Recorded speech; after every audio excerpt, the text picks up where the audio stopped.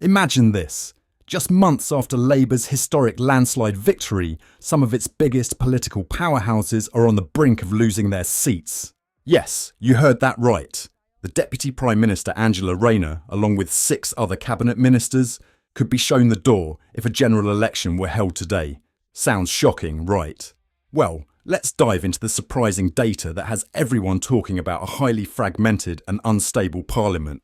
But before we get into the nitty-gritty, don't forget to subscribe if you love breaking down politics with a twist.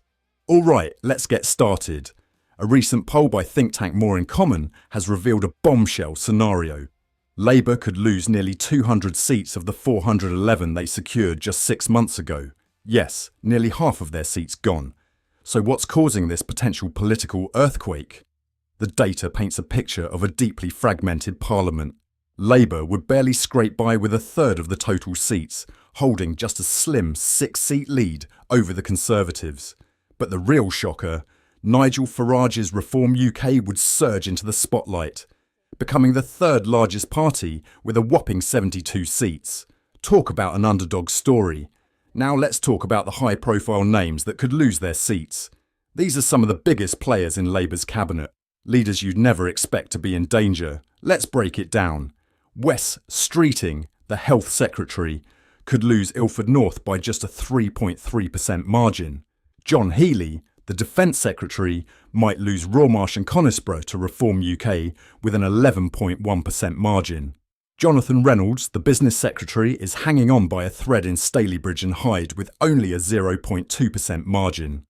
Bridget Phillipson, Education Secretary, risks losing Houghton and Sunderland South with a 9% margin.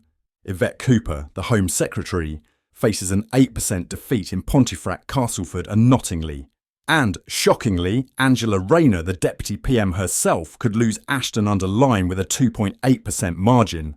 Even Labour veteran Ed Miliband, the Energy Secretary, is at risk of losing Doncaster North by 2.8%. Can you believe that lineup? These are some of Labour's heaviest hitters, and they're all in jeopardy. What's behind this seismic shift? According to Luke Trial, Executive Director of More in Common, it's all about voter frustration. From means testing the winter fuel allowance to budget decisions that have landed poorly, Labour's honeymoon period is officially over. But here's the twist. It's not just Labour.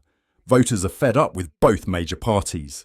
Reform UK is cashing in on this disillusionment, carving out strongholds in regions like South Yorkshire, North Nottinghamshire and Tyne and Wear. This isn't just a fluke, it's a full-blown political rebellion. What's truly fascinating is how the first-past-the-post system is struggling to keep up with this political fragmentation. Seats are being won on razor-thin margins, and the big parties are losing ground to insurgent forces like Reform UK. This raises a huge question. Can Labour turn this ship around before the next election? Or are we heading into an era of multi-party chaos in British politics?